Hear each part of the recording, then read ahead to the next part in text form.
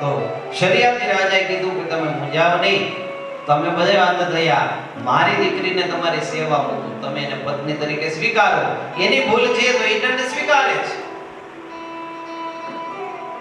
એક પણ શબ્દ વગર કહ્યા વગર સુકન્યા રાજી થઈ ગઈ અને ચવન ઋષિની સેવા કરવા લાગી. ચવન ઋષિને એવી સેવા કરી કે ચવન ઋષિ રાજી થઈ ગયા અને કીધું કે હે દેવી, તો તમારી જે સેવા છે એનાથી હું પ્રસન્ન થયો છું. આમ કહી ચવન ઋષિએ અશ્વિની કુમારોને યાદ કર્યા છે. અશ્વિની કુમારો જે દેવોના વૈદ્ય છે, આપણે એની વાત કાલે કરી હતી ને, સૂર્ય ભગવાનના પુત્રો છે બે, નાસત્ય અને દસ્ત્ર આમ તો નામ છે ના, પણ એને અશ્વિનીના પુત્રો એટલે કે ઘોડીના દીકરા હોવાથી એને અશ્વિની કુમારો કહેવામાં આવે છે. તો અશ્વિની કુમારોને યાદ કર્યા. અશ્વિની કુમારો આવ્યા, ચવન ઋષિ કીધું મને યુવાન બનાવો. અશ્વિની કુમારો કંઈક બનાવી તો ખરા, પણ એમાં અમારો શું લાભ? તો ચવન ઋષિ કીધું કે દેવતાઓ તમને દેવતા નથી માનતા ને, તમારા યજ્ઞ ભાગ નથી અપાવતા ને, જાઓ હું તમને યજ્ઞ ભાગ અપાવીશ.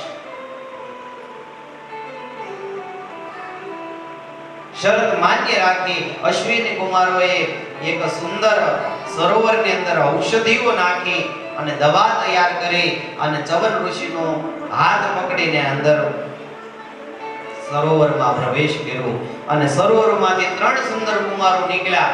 સુકન્યા મૂંઝાઈ કે આમાં મારો પતિ કોણ? ત્યારે અશ્વિની કુમારોએ પોતાનું પાછું અસલ રૂપ ધારણ કરી અને ચવન ઋષિને આગળ કરીને કીધું કે હે સુકન્યા, આ તારો પતિ ચવન છે.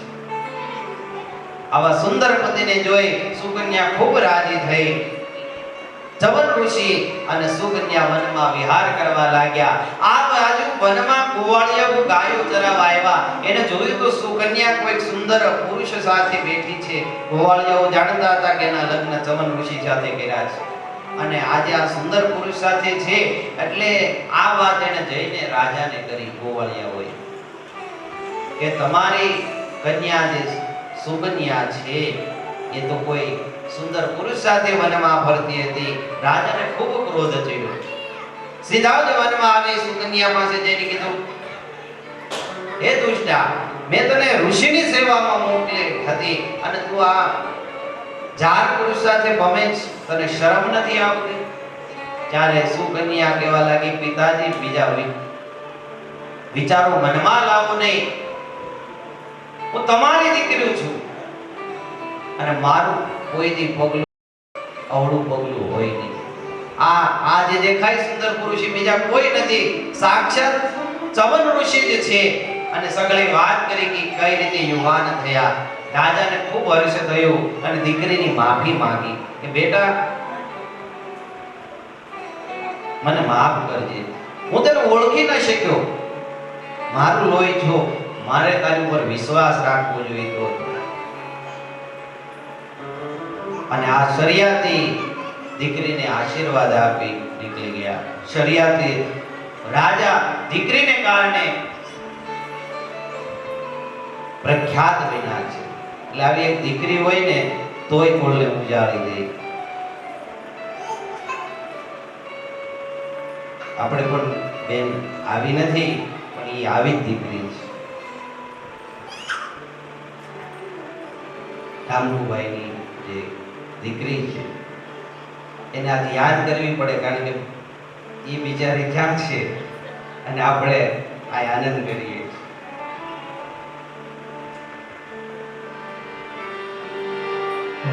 દીકરી મારી લાડકવાઈ, લક્ષ્મીનો અવતાર, એ સુવે રાત પડે તો જાગે ત્યાં સવાર. દીકરી મારી લાડકવાઈ,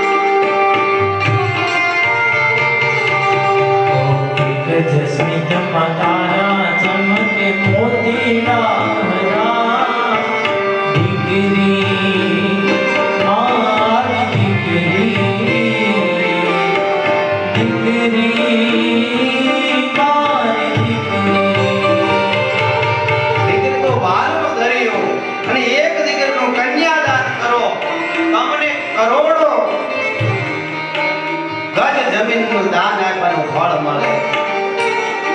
દીકરીના સ્મિત માત્રથી જ આખું ઘરનો હર્ષોલ્લાસ થઈ જાય.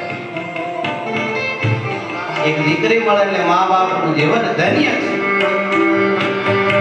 ઓ કાલી ઘેરી વાણીથી ઘર ઘૂઘરો થઈને ગુંજે. પાપા પગને ચાલતા તોય પાપનું હૈયું ઝૂમે.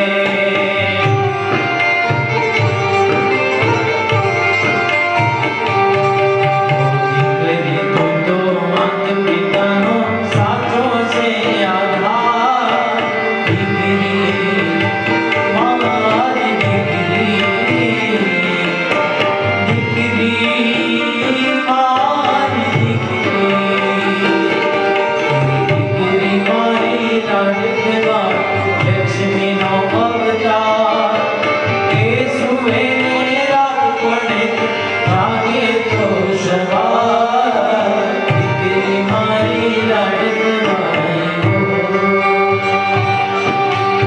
દીકરીનું જ્યાં ભોગ પડે, દીકરી લક્ષ્મી રૂપ છે. એ ઘરમાં કોઈ દી લક્ષ્મીની કમી ન થાય. દીકરી બાપનું જે ધ્યાન રાખી શકે બીજું કોઈ ન રાખે.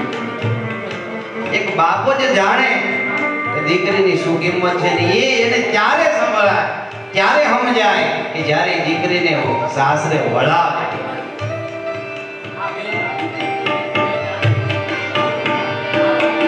ઓ ડીંગલા સાથે રમતી ડીંગલી જેવું નાનું બાળ.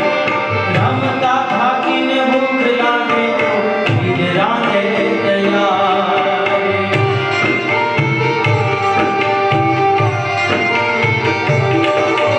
દુઃખમાં મને લાગે મને પરીનો અવતાર. દીકરી મારી લાડકવાઈ હો. દીકરી મારી લાડકવાઈ હો. દીકરી મારી લાડકવાઈ હો. આ દીકરીનું સ્થાન છે. દીકરી છે જે ઘરમાં ઘર ઘર નથી તીરથ છે. અને એમાં આવી સુકન્યા દેવી જે સંસ્કારી દીકરી જે ઘરમાં છે. એ ઘરમાં દીકરો તો એક કુળને તારે સારો હોય તો, પણ દીકરી છે ને 3 કુળને તારી દે છે. એના બાપના કુળને તારે, એના મોસાળના કુળને તારે, અને એના સસરાના કુળને તારે. કે આ કોની બાળકી એમ પૂછવામાં આવે, આ કોની દીકરી એમ પૂછવામાં આવે, અને આ કોની વહુ વાળું એમ પૂછવામાં આવે. 3 કુળને તારે એ દીકરી. આ દીકરીનું મહત્વ છે. દીકરીનું મહત્વ ત્યારે સમજાય જ્યારે એને ઘરેથી વળાવવામાં આવે. અને એ જે ખાલીપો છે ને એ બાપ જ અનુભવી છે કે બીજાની ખબર ન પડે. દીકરીને વળાવે ને ત્યારે બાપ એમ કહે કે હું કેવો મરદ તોય આજ રડી પડ્યો. એટલું તો રડ્યો કે મારે પાઘડીનો છેડો નીચોવો પડ્યો. જેને મૂછે લીંબુ લટકતા હોય ને એ બાપ જ્યારે દીકરીના ભલામણા થાય ને ત્યારે રડી પડે છે. કારણ કે દીકરીના એ સંસ્કાર, બાપની ઝીણે ઝીણી જરૂરિયાત એ દીકરી પૂરી કરી શકે. કે મૂછે લીંબુ લટકતો બાપ આજ રડી પડે. બાકી ગમે એવા કઠોર દુઃખ આવી પડે તો એ હચમચે નહીં, રડે નહીં, પણ આજે એ રડી પડે છે. આ દીકરીનું મહત્વ છે. શરિયાતી રાજાને પણ આવી જ સંસ્કારી દીકરીના કારણે એ આજે પોતાની દીકરીથી પ્રસિદ્ધ થયો છે. અને ઇન્દ્ર જ્યારે ચવન ઋષિ પાસે આવ્યો ને એને અશ્વિની કુમારોને ભાગ આપવાની ના પાડી પણ ઋષિએ પોતાના યોગ બળથી તપોબળથી અશ્વિની કુમારોને યજ્ઞ ભાગ આપ્યો છે. સરિયાતીના વંશમાં આનર્ત નામના રાજા થયા. આ આનર્તના પુત્ર રેવત થયા અને રેવતના પુત્ર કકુપ્ની થયા. એના દીકરી રેવતી થયા અને આ રેવતી પણ ખૂબ જ પ્રતાપી હતા, જે બલરામને પરિણ્યા છે. ભગવાન બલરામ રૂપે અવતર્યા, એને આ રેવતી પરણાવવામાં આવ્યા છે. નભગનો પુત્ર નાભાગ થયો. નાભાગના અમરીશ થયા. આ અમરીશ રાજાને એક ટેવ હતી એકાદશીનું વ્રત કરવાની, અને એકાદશીના વ્રતને કારણે ભગવાન પણ એને આધીન થઈ ગયા છે. એને બ્રહ્મ શાપ પણ સ્પર્શ કરી શક્યો નથી. રાજા અમરીશ ભગવાનની ભક્તિ કરતો અને એકાદશીનું વ્રત કરતો હતો. એક દિવસે દુર્વાસા ઋષિ એકાદશીનો દિવસ હતો ને રાજા પાસે આવ્યા અને કીધું કે રાજન, અમે આજે એકાદશી પૂરી થઈ છે ને આ બારસ છે, તમે પારણ કરવા તૈયારી કરો છો તો અમારું પણ ભોજન બનાવશું, આપણે સાથે એકાદશી ના પારણ કરશું. રાજા કે ભલે. આ બધું દુર્વાસા ઋષિ પોતાના શિષ્યો લઈને નદીમાં સ્નાન કરવા ગયા. બપોરની સંધ્યા કરી અને સંધ્યામાં બેઠા જ દુર્વાસા ઋષિને સમાધિ લાગી ગઈ. સમયનું ભાન રહ્યું નહીં. આ બધું રાજાએ વિચાર્યું. અમરીશ રાજાએ કે ભાઈ, પારણું કરવાનો થોડો સમય બાકી હતો, જો પારણા સમય પ્રમાણે ન થાય તો એકાદશી વ્રતનો ભંગ થાય. એટલે બ્રાહ્મણોને બોલાવીને શું કરવું એમ પૂછ્યું. ત્યારે બ્રાહ્મણો કીધું કે તમે ભગવાન નારાયણને ધરાવેલું ચરણામૃત પી લ્યો ને એટલે પારણું થઈ ગયું ગણાય. રાજા એ પ્રમાણે ચરણામૃત લીધું ને પારણું કર્યું. આ બાજુ દુર્વાસા ઋષિની સમાધિ ભંગ થયો અને એ આવ્યા અને પૂછ્યું કે રાજા પારણું કરી લીધું? તો રાજાએ કીધું હા. સેનાથી કર્યું કઈ પૂછ્યું નહીં, ખાલી એટલું પૂછ્યું પારણું કર્યું અને આને હા પાડી દીધી. દુર્વાસા ઋષિ ક્રોધિત થઈ ગયા કે દુષ્ટ, તે મારી રાહ ન જોઈ. આમ કરી પોતાની જટા ખેંચી અને જમીન ઉપર પછાડીને કૃત્યાને ઉત્પન્ન કરી અને કીધું કે જા આ રાજાનો નાશ કરી દે.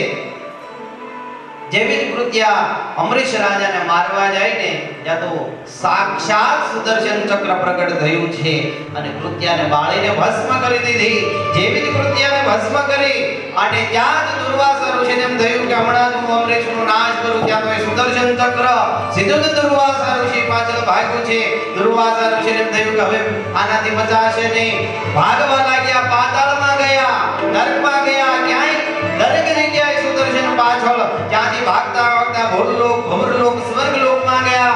ઇન્દ્રને કે બચાવ, ઇન્દ્ર કે મારું કામ નહીં. ત્યાંથી બ્રહ્મલોકમાં ગયા. બ્રહ્માજીને કે આ સુદર્શનથી બચાવ, કે મારું કામ નહીં. ત્યાંથી ભાગતા ભાગતા સીધા જ મહાદેવ પાસે ગયા. કીધું મારું રક્ષણ કરો.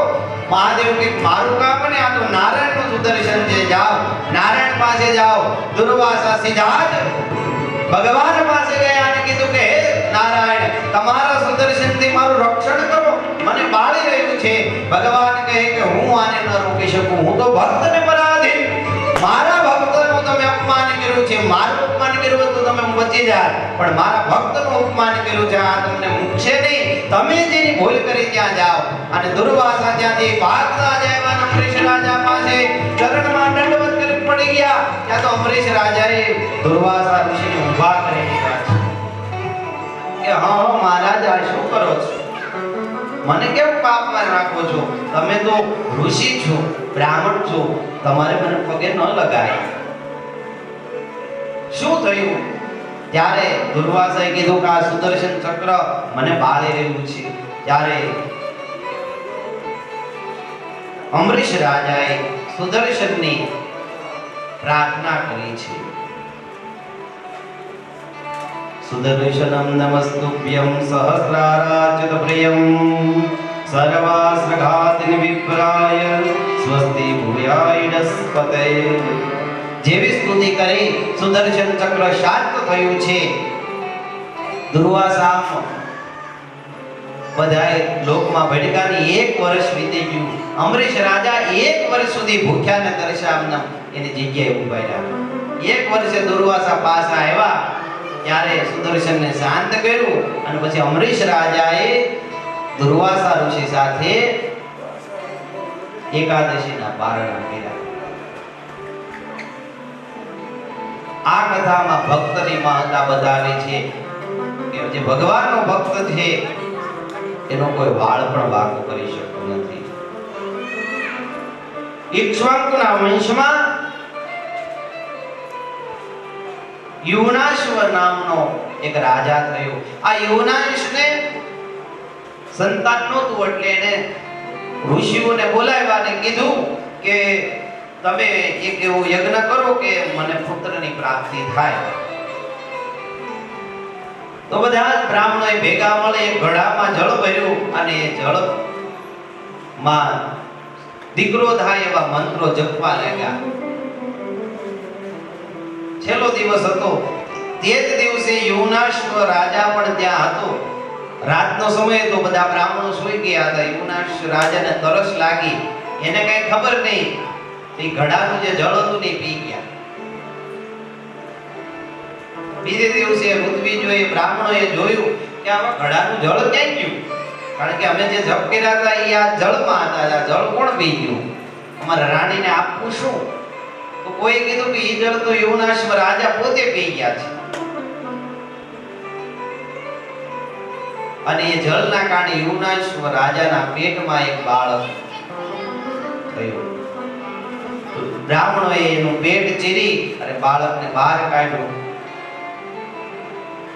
અને બાળક રડવા લાગ્યું. ત્યારે સાક્ષાત ઇન્દ્રએ પોતાની તર્જની આંગળીને એ બાળકના મોઢામાં મૂકી અને કીધું, માનધાતા તું મારી આંગળીને સૂંચ, તેથી તને અમૃત આવશે આંગળીમાં અને તારી તૃપ્તિ થશે. એને એ બાળકનું નામ હતું તો ત્રસ્તસ્યુ, પણ પાડવામાં આવ્યું માનધાતા, કારણ કે ઇન્દ્રએ એને માનધાતા કીધું. અને આ માનધાતા એ પણ પ્રતાપી રાજા થયો. આ માનધાતાની 7મી પેઢી સત્યવ્રત રાજા થયો. આ સત્યવ્રત રાજાએ 3 ભૂલ કરી. એક તો બ્રાહ્મણની કન્યાનું હરણ કર્યું, બીજું ગુરુની ગાયને મારી, અને ત્રીજું જે અન્ન હતું ને એને મંત્રથી પોષણ કર્યા વગર ખાધું. આ 3 કારણે બ્રાહ્મણોએ એને શાપ આપી દીધો. વશિષ્ઠ ઋષિએ શાપ આપી દીધો કે જા તું ચાંડાલ થઈ જા. ત્રિશંકુ એ જે સત્યવ્રત રાજા હતો એ આ 3 પાપને કારણે ત્રિશંકુ થઈ ગયો. સત્યવ્રતનું નામ ત્રિશંકુ થયું. ત્રિશંકુ વિશ્વામિત્રના શરણમાં ગયો અને કીધું કે મારા પાપનો નાશ કરો. વિશ્વામિત્રએ વશિષ્ઠના દ્વેષના કારણે એ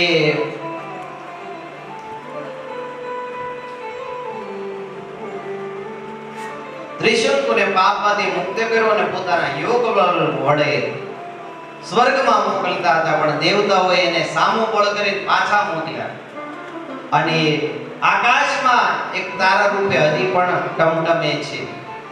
ત્રિશંકુ રાજા નહોતો સ્વર્ગમાં જઈ શક્યા, ન તો પૃથ્વી ઉપર પાછા આવ્યા. એ આકાશમાં તારા રૂપે હજી પણ ટમટમે છે, જેને ત્રિશંકુનો તારો કહેવામાં આવે છે. આ ત્રિશંકુના વંશમાં એનો જ ત્રિશંકુનો પુત્ર હરિચંદ્ર થયો, જે સત્યના ખાતર ભરી બજારમાં વેચાયો હતો. હરિચંદ્રને પુત્ર રોહિત થયા અને એ જ રોહિતના વંશમાં આગળ બાહુક નામે રાજા થયા. બાહુકને ઘણી બધી પત્નીઓ હતી પણ એને સંતાન નહોતું. પણ અંત સમયે જ્યારે મૃત્યુ પામ્યો ને ત્યારે એક સ્ત્રી હતી ને એ ગર્ભવતી હતી અને એ બહુ ધાર્મિક હતી, એટલે પોતાના પતિની સાથે સતી થવા તૈયાર થઈ. ત્યારે કૌરવ નામના ઋષિ એને રોકીને કીધું કે તમે સતી ન થઈ શકો. કેમ? તો કે તમારા પેટમાં રાજાનું સંતાન છે, એટલે એ રાણી સતી ન થઈ અને રાજ્યમાં પાછી ફરી બધી બીજી રાણીઓ હતી ને એને એમ થયું કે જો આ દીકરાને જન્મ આપશે તો એ માતા થઈ જશે, એટલે બીજી રાણીઓ હતી ને એને ઝેર આપ્યું. ઝેર આપવાથી દીકરો મર્યો તો નહીં પણ ઝેર સાથે જન્મો. ઝેરને સંસ્કૃતમાં ગર કહેવાય અને ઝેર સાથે પ્રગટ્યો હોવાથી સગર બન્યો અને એનું નામ પડ્યું સગર રાજા. આ સગર રાજાને બે પત્ની હતી.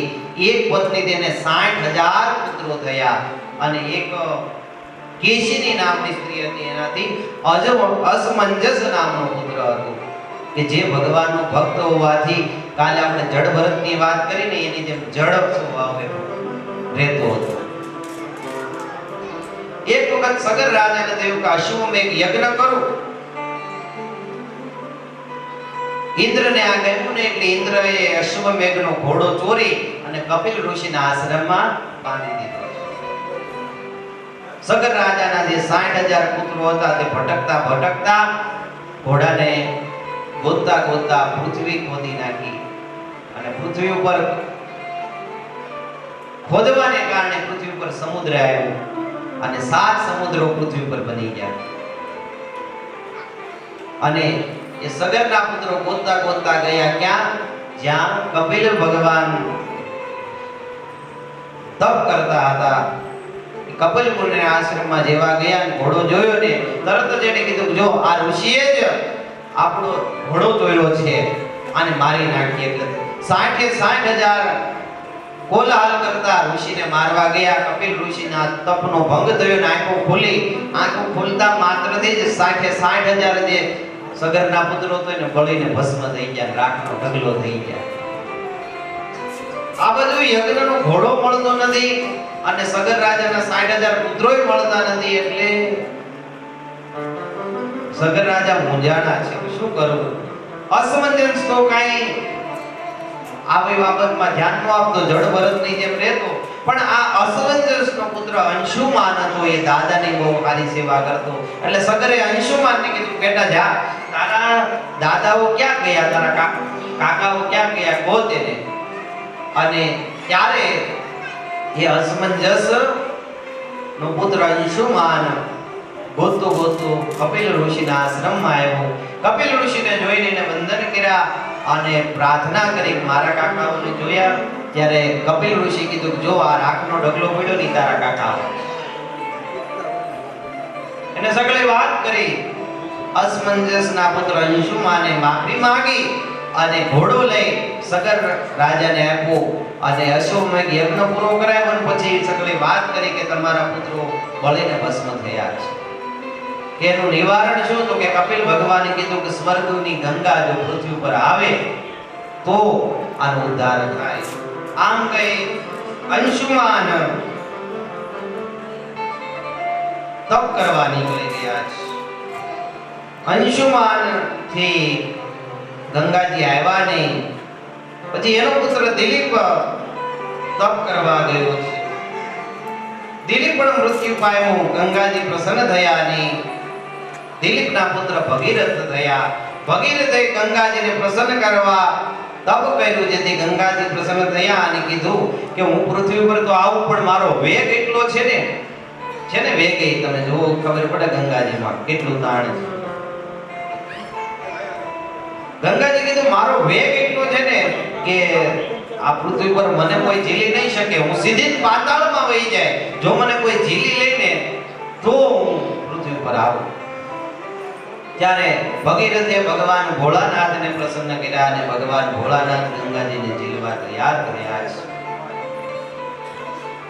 અને ભગીરથ રાજાએ ફરીથી માં પૃથ્વીની ગંગાજીને પ્રાર્થના કરી. સાધુન્યા શાંતા બ્રહ્મનિષ્ઠા લોક પાવના હરત્યંગતે સંગ સંગા તેશ્વાસ્તે ક્ષભિત હરી. હે દેવી, હવે તમે પૃથ્વી પર અવતાર ધારણ કરો, અવતરો. મહાદેવ સાક્ષાત તમને ઝીલવા તૈયાર છે. ગંગાજીને એમ થયું કે હમણાં જ હું મહાદેવને અને સ્વયંને સીધા જ પાતાળ લઈ જાય. મહાદેવે જટા ખુલ્લી રાખી છે. ગંગાજી આકાશમાંથી ધોકતા ઘસમસતા આવ્યા છે અને જેવા જ ભોળાનાથની જટામાં આવ્યા ત્યાં જ ભોળાનાથે પોતાની જટા વીટી લીધી. માં ગંગાજીને જટામાં રસ્તો મળતો નથી, ખૂબ અટવાયા. એને બધું કે હમણાં જ હું મહાદેવને પાતાળ લઈ જાઉં, પણ જટામાં અટવાઈ ગયા. જટામાં રસ્તો મળતો નથી. પ્રાર્થના કરવા લાગ્યા. ભગીરથ રાજાએ ભોળાનાથની પ્રાર્થના કરી કે મહાદેવ, માં ગંગાને છૂટા કરો કે જેથી મારા પિતૃનો ઉદ્ધાર થાય. અને જ્યાં આવી પ્રાર્થના કરીને મહાદેવે એક લટ છૂટી કરી અને એમાંથી એક પ્રવાહ બહાર કાઢ્યો. અને અત્યાર સુધી ભોળાનાથ નીલકંઠ કહેવા હતા, પણ મહાદેવનું એક નવું નામ થયું. બોલો ગંગાધર મહાદેવ કી જય. અને માં ગંગા ભગીરથને કારણે આ પૃથ્વી પર આવ્યા હોવાથી એમનું નામ થયું. બોલો ભાગીરથી ગંગા માત કી જય.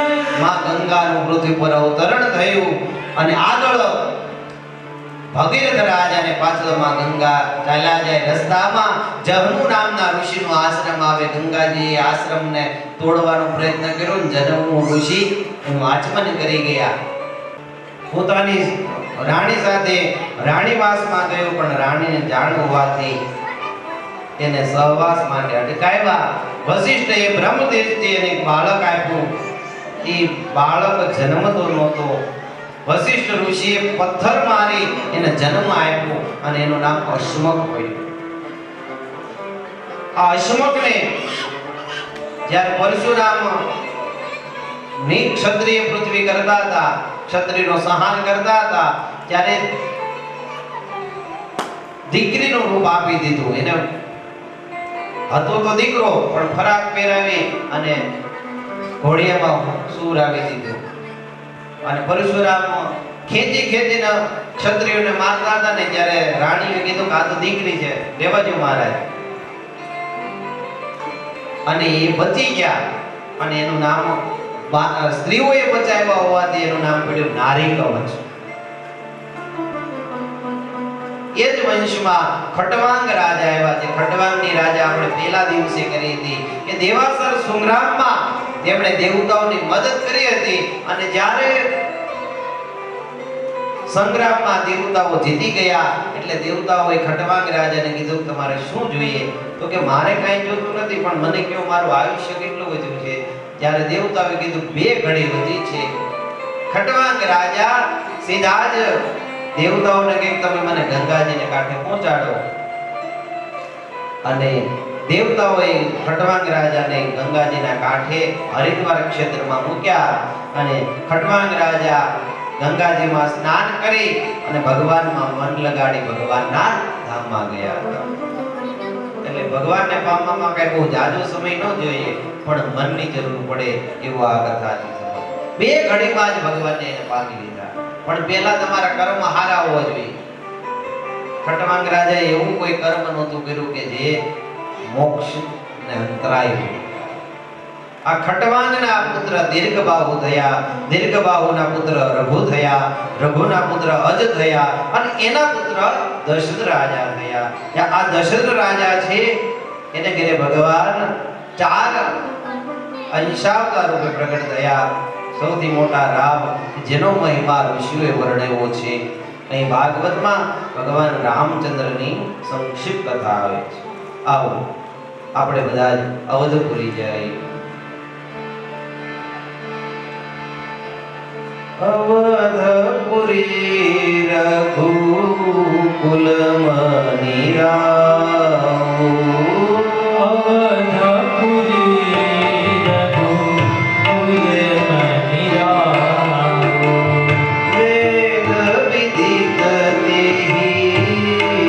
Thank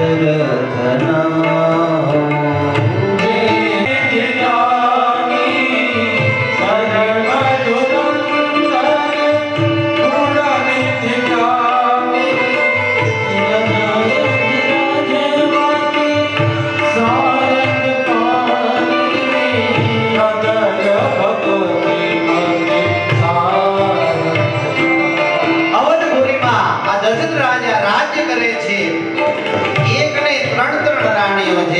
કૌશલ્યા, કૈકેયી અને સુમિત્રા ખૂબ જ ધર્મપૂર્વક રાજ્ય ચલાવે છે. હૃદયમાં ભગવાન નારાયણની ભક્તિ ભરી અને એ કેવો છે તો કે ધર્મ ધુરંધર છે, ગુણોનો ભંડાર છે એવો અને જ્ઞાનનો એ સૂર્ય છે એવો એ દશરથ રાજા રાજ્ય કરે છે. પણ એકવાર રાજાને મનમાં એક ઉદ્વેગ થયો છે.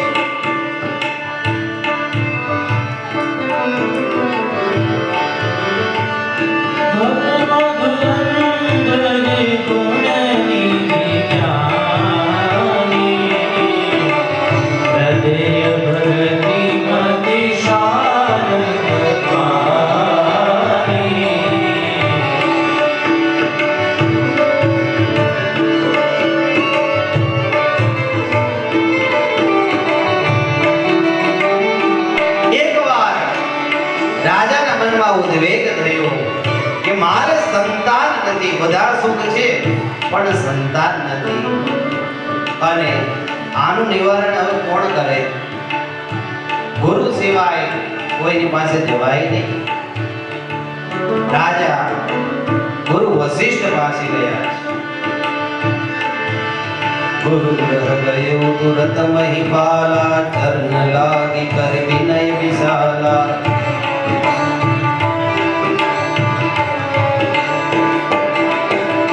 निज दुख सुख सदप गुरु ही सुनायो, कहि वशिष्ठ बहु विधि समझायो. ગુરુજી પાસે જઈ અને પ્રાર્થના કરી, શરણમાં જઈ અને કીધું કે ગુરુદેવ, મને બધું સુખ છે, નારાયણની કૃપા છે, સ્ત્રીઓ પણ અનુકૂળ છે, બધા સુખ છે, પણ એક દીકરો નથી, દુઃખ છે. અને ત્યારે વશિષ્ઠ ઋષિએ દશરથ રાજાનું ભાગ્ય વાંચીને કીધું, ધર ધીર હો હિ સુતધારી, ત્રિભુવન વિદિત ભગત ભયહારી.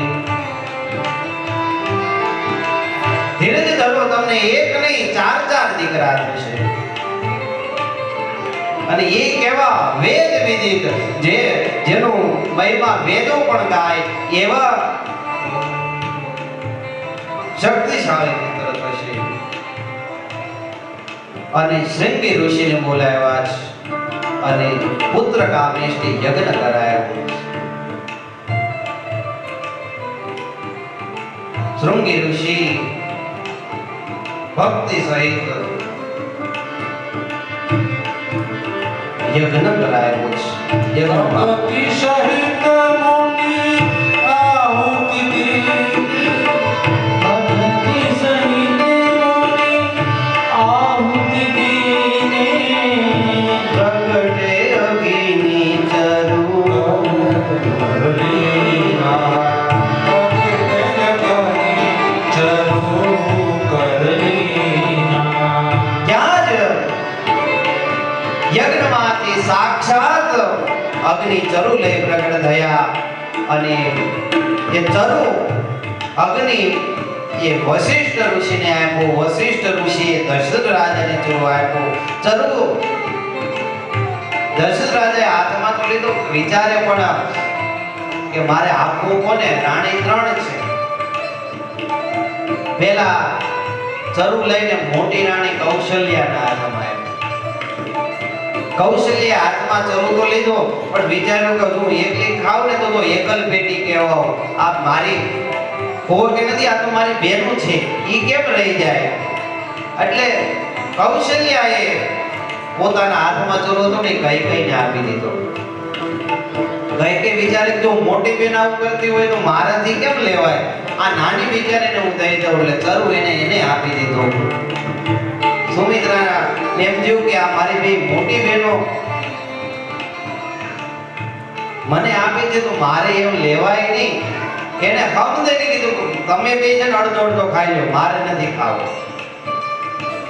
એક ચરુના 2 ભાગ કર્યા. એક કૌશલ્યાને આપ્યો ને એક કૈકેયીને આપ્યો. કૌશલ્યા કે પણ અમે બે ખાઈ ના એકલી રહી જાય. બેય પોતાનો અડધો અડધો ભાગ પાછો સુમિત્રાને આપ્યો. ચાર ભાગ થયા. એમાં કૌશલ્યાએ જે ભાગ ખાધો એનાથી ભગવાન રામ એના ઉદરે પધાર્યા. સમય જતા ત્રણેય રાણીઓ ગર્ભવતી થઈ છે. માસ વીતવા લાગ્યા. જેમ જેમ માસ વીતતા જાય એમ અવધપુરીનું જે વાતાવરણ છે પ્રફુલ્લિત થવા લાગ્યું છે. દશાઓ નિર્મળ બની ગઈ છે. વસંત ઋતુ ખીલી ઉઠી છે. ગ્રીષ્મ ઋતુ ગઈ અને વર્ષા ઋતુ આવે. વર્ષા ઋતુ ગઈ. શરદ ઋતુ આવે. શરદ ઋતુ જાય. શિશિર ઋતુ આવે. એમ ઋતુ વીતતા વીતતા વસંત ઋતુ આવી. જેમ વસંત ઋતુ આવી વસંત ઋતુ ખીલી ઉઠી છે. ભગવાન સૂર્યનારાયણ પણ આકાશમાં તેજથી તપતા હોય એ શાંત થયા છે. યોગ નક્ષત્ર લગ્ન બધા અનુકૂળ થવા લાગ્યા છે અને ફાગણ મહિનો પૂરો થયો અને ચૈત્ર મહિનો આવ્યો છે.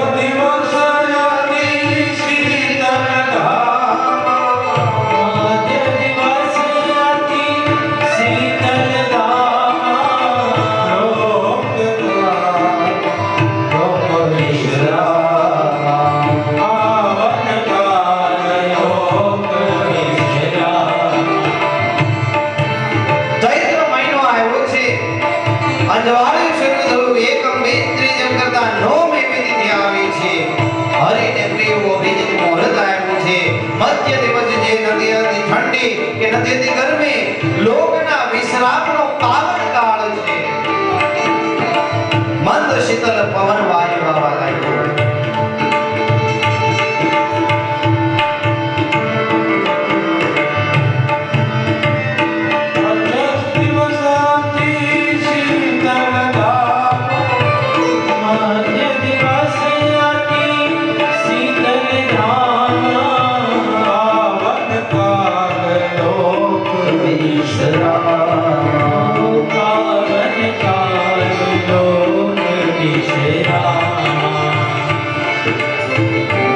મધ્ય દિવસમાં અતિ ઠંડી કે ગરમી નથી. લોક વિશ્રામનો કાળ છે.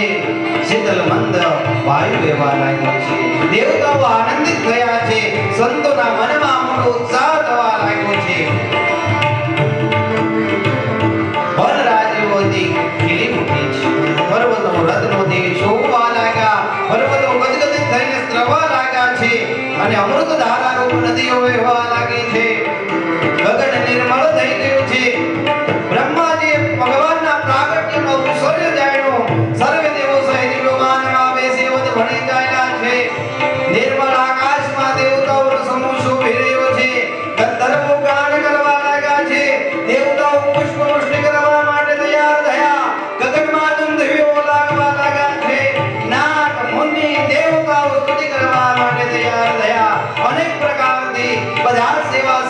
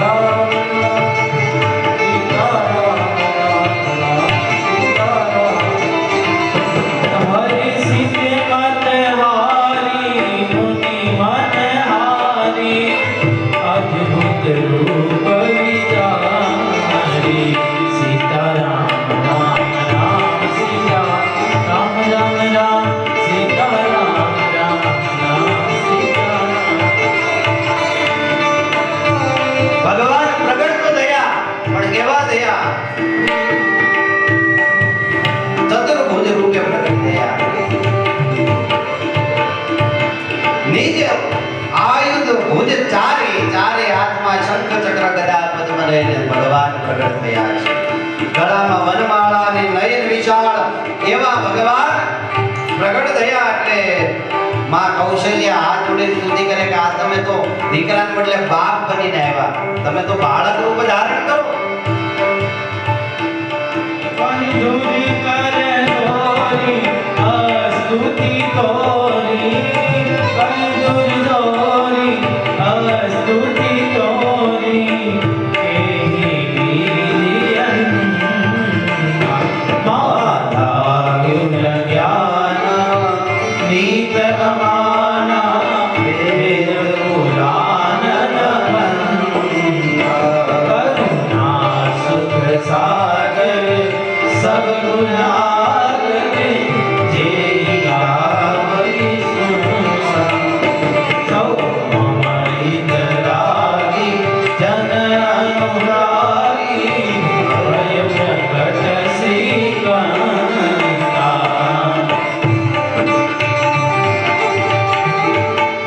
કે પ્રભુ આપ બાપ નહીં બાળક થઈને આવો. ભગવાન કે માં તમે કહો તો મારે બાળકે બનવું પડશે. માતા મુનિ બોલી સોમતિ ડોલી તજહુ કદાદર સુની વચન સુજાના ઘોર ઠાના હોઈ બાળક સુરભુ રામ રામ રામ સીતા રામ રામ વિપ્રધેનુ સુર સંહિત વિનમનુજ અવતાર નિજ ઈચ્છા નિર્મિત તનુ માયા ગુણ ગોપાલ. બોલો શ્રી રામચંદ્ર ભગવાન કી. ભગવાન રામચંદ્ર રૂપે પ્રગટ થયા. ત્યાં જ કૈકેયીના ઉદરે પર ભગવાનના જ અંશથી ભરત પ્રગટ થયા છે. હજી તો એક દાસી આવી દશરથ રાજાને ઘરે કૌશલ્યાને ઘરે કુંવર થયો છે. દશરથ રાજા બે હાથે દાન આપે. ત્યાં તો કૈકેયીની દાસી આવી મંત્રા, એને કીધું કે રાણીને કુંવર થયો છે, તરત જ એને પણ ખૂબ જ દાન આપ્યું. ત્યાં તો સુમિત્રાની જે અનુચરીઓ દાસીઓ હતી એને કીધું કે સુમિત્રાને એક નહીં પણ બે કુંવર થયા છે. ખૂબ દાન દશરથ રાજા આપ્યું અને કીધું કે જાઓ સમગ્ર પ્રજાને જાણ કરો, ઉત્સવની તૈયારી કરો. દશરથ રાજાની આજ્ઞાથી જ આખું એ અવધ ઉમટી પડ્યું છે. રાજાને ઘરે કુંવર થયા એ જાણી જ બજાજ સોળે શણગાર સજી સ્ત્રીઓ આવી ગઈ છે. બજાજ નગરજનો તૈયાર થઈ અને ઉત્સવ કરવા માટે તૈયાર થયા છે. દશરથ રાજાના મહેલમાં ખૂબ સુંદર રંગોળી બનાવવામાં આવી, સુંદર શણગાર કરવામાં આવ્યા અને સાથે સાથે ઋષિ મુનિઓને બોલાવવામાં આવ્યા, બ્રાહ્મણોને બોલાવવામાં આવ્યા. હજી બાળકના નાળ છેદન થયા નથી, ત્યાં જ દાન આપવા લાગ્યા છે. ખૂબ દાન આપ્યું છે અને સૌ હવે ભેગા મળી આનંદ નૃત્ય કરવા લાગ્યા. એ અવધ મે આનંદ ભયો જય રઘુવર લાલ કી. અવધ મે આનંદ ભયો જય રમૈયા રામ કી. જય રઘુવર લાલ કી, જય રઘુવર લાલ કી. ઓ જય રઘુવર લાલ કી, જય રઘુવર લાલ કી.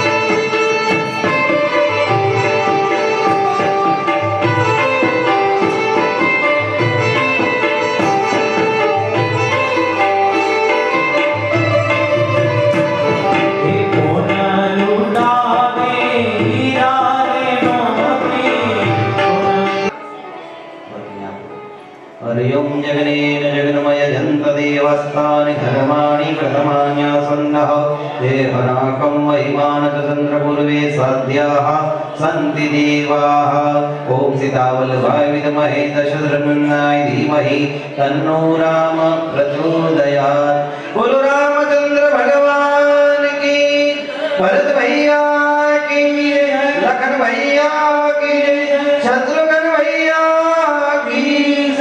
आओ नीचे आवे। याना कुंवर तमारी आरती रोज उतारू रे।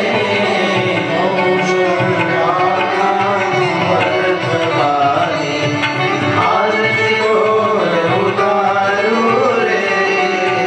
चरण तनु चरणामत लईने, चरण तनु शरणामत लईने, प्रेम पाय पखारू रे।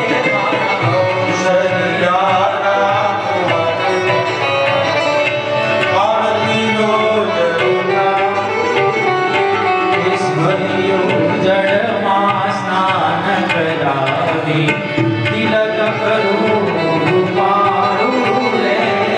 शरियो जड़मा स्नान करावी, तिलक करूं पारू रे। अंगे उत्तम आभूषण ने, अंगे उत्तम आभूषण ने, काजल करूं काढू रे माया। शरियाना कुंवर तमारी आरती रोज केळे कटारी धनुष धारी ने, रघुवीर शरणगारू रे। केळे कटारी धनुष रघुवर शरणगारू। ये सबरी थईने माटी वेशो, सने मीठा बोर धनारू रे माया। शरियाना कुंवर तमारी आरती रोज उतारू रे। काग मुनिनो रूप धरे, रघुवीर काग मुनिनो रूप धरे, रघुवीर राम मारू रे। मंगल मूर्ति राम की जोईने, मंगल मूर्ति राम प्रभु रे। कपूरी गौरम करुणावतारम, संसार सारम भुजगेन्द्रहारम, सदा वसन्तं हृदयारविन्दे। भवं भवानी शरणं नमामि। मङ्गलं भगवान् विष्णु मङ्गलं गरुडध्वज, मङ्गलं पुण्डरीकाक्ष मङ्गलायनो। शरणैरवाक्ये गौरी नारायणी नमस्ते, नारायणी नमस्ते।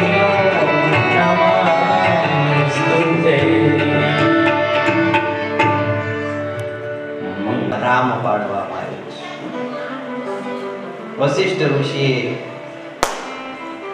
ભગવાનનું નામ રામ આપ્યું છે।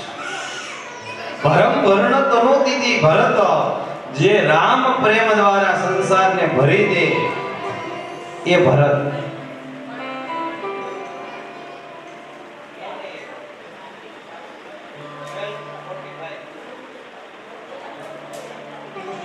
और लक्ष्मणानी परम मंगल श्री राम सेवा सूचक हस्त रेखादीनी यस्य स लक्ष्मण। જેની હથેળીની રેખાઓ સૂચિત કરે છે કે આનું સર્વસ્વ રામની સેવામાં સમર્પિત કરી દે છે, તેથી લક્ષ્મણ તરીકે પ્રસિદ્ધ થયા। અને શત્રુન રાક્ષસાન અનિશંતિતિ શત્રુઘ્ન, જે રાક્ષસોનો શત્રુઓનો નાશ કરી દે છે ને, એટલે એનું નામ શત્રુઘ્ન પાડ્યું છે।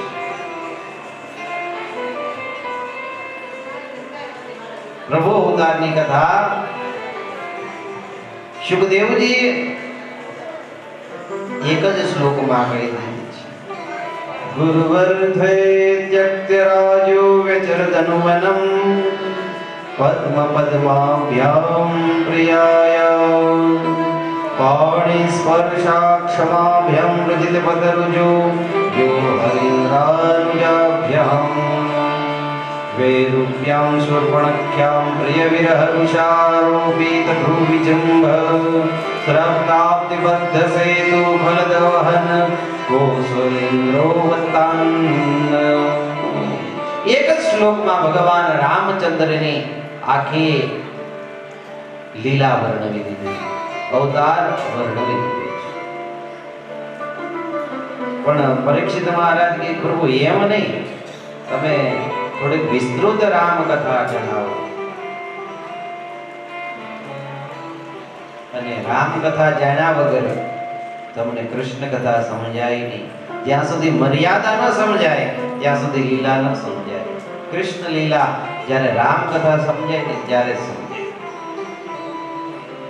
અને હવે આવો આપણે ફરીથી અવધ જઈ અને રામ કથા માણી.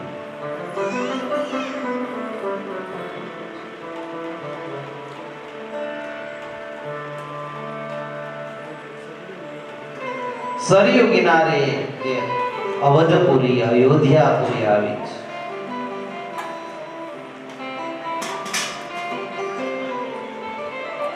અને અત્યારે ભગવાન રામનું સુંદર મંદિર જ્યાં વિરાજિત થયું છે, જ્યાં ભગવાનનો જન્મ થયો છે. તો એ અવધપુરીમાં જેવા જ ભગવાનના જન્મ ની વાત અવધપુરીના જનોએ સાંભળી, બધાએ ખૂબ આનંદ કર્યો છે. કહેવાય છે કે 1 મહિના સુધી ઉત્સવ ચાલ્યો. કોઈ ઘરે જમવા પણ ગયા નથી. દશરથ રાજાએ બધાને પોતાના મહેલમાં જ રોક્યા છે. ખૂબ આનંદ થયો છે. ઋષિ મુનિઓને બોલાવ્યા અને વશિષ્ઠ ઋષિને બોલાવ્યા. ચારે ભોયાના નામકરણ સંસ્કાર કરવામાં આવ્યા છે.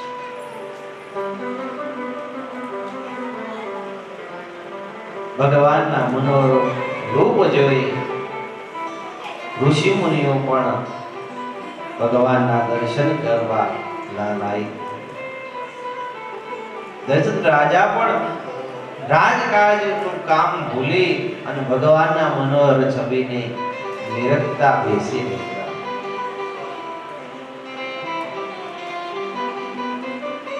મંત્રીઓ રાજસભામાં બોલાવે, રાજસભામાં જાય, રાજકાજ પૂરું કરે ને ત્યાં તો રાત પડી જાય. ભગવાન રાતે સૂતા હોય, દશરથ રાજાના નયનો ભગવાનના રામના દર્શન માટે તરસતા હોય.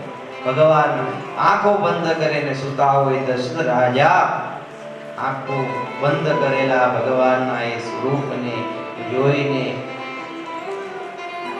આભા બનીને ઉભા રહી. આવું ભગવાનનું મનોહર રૂપ. ધીમે ધીમે સમય વીત્યો છે. ભગવાન રામની સેવામાં લક્ષ્મણજી આવ્યા છે. રામ અને લક્ષ્મણને વધારે બને છે અને ભરત અને શત્રુઘ્નને બને છે. કેમ તો કે ચરુના 2 ભાગ કર્યા હતા. એ 2 ભાગમાંથી 1 ભાગના 2 ભાગ કર્યા ને, એટલે જે કૌશલ્યનો ભાગ હતો ને એમાં સુમિત્રાને ભાગ મળ્યો ને, એનાથી લક્ષ્મણ થયા. એટલે જ રામ અને લક્ષ્મણને વધારે બને. બીજો જે કૈકેયીનો ભાગ હતો એના પાછા 2 ભાગ કર્યા ને, તો એનાથી શત્રુઘ્ન થયા. એટલે ભરતજી સાથે શત્રુઘ્નને વધારે બને છે. રામ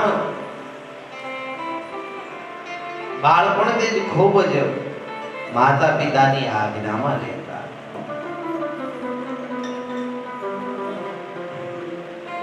પણ હવે યજ્ઞોપવિતનો સમય આવી ગયો.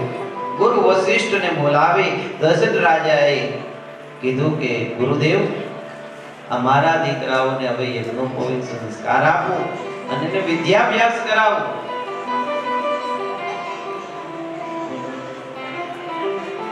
માતા શત્રુ પિતા વેરી એન બાલુન પાઠિત. માતા શત્રુ એક પિતા વેરી છે, જો પોતાના દીકરાને ભણાવતા નથી. મારા દીકરાઓને મારે અભ્યાસ કરાવવો છે, વિદ્યાભ્યાસ કરાવવો છે. એટલે વશિષ્ઠ ઋષિએ સુંદર યજ્ઞોપવિત સંસ્કારનું મુહૂર્ત કાઢી આપ્યું છે.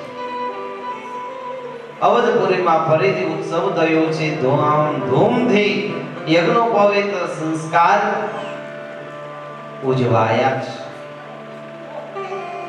અને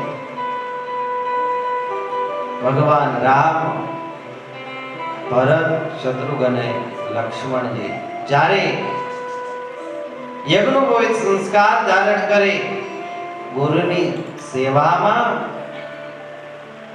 વશિષ્ઠ ઋષિના આશ્રમમાં ગયા છે. અને ગુરુના આશ્રમે જઈ ગુરુ ગુરુ ગયે પઢન ગુરાઈ અલ્પકાલ વિદ્યા સબ પાઈ. થોડા જ સમયમાં બધી વિદ્યાઓ પ્રાપ્ત કરી લીધી.